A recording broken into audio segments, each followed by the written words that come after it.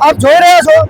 મોરબીના રાજમાર્ગો પર શ્રી રામચંદ્ર ભગવાનના પાવન જન્મદિવસ નિમિત્તે ભવ્યાતિ ભવ્ય શોભાયાત્રા પસાર થઈ રહી છે અને આ શોભાયાત્રામાંથી નગરમાંથી ધર્મપ્રેમી જનતા ખૂબ મોટા પ્રમાણમાં બહોળી સંખ્યામાં ઉમટી પડી છે।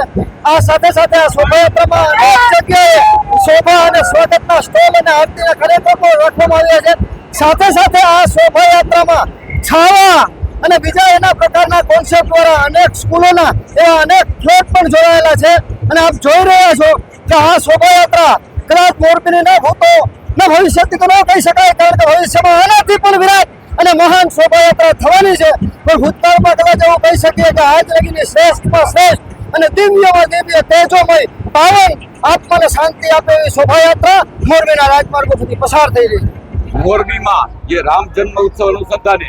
જે સમગ્ર હિન્દુ સમાજ દ્વારા જે શોભાયાત્રાનું આયોજન કરવામાં આવ્યું છે, જે શોભાયાત્રા સર્કિટ હાઉસથી ચાલુ થઈને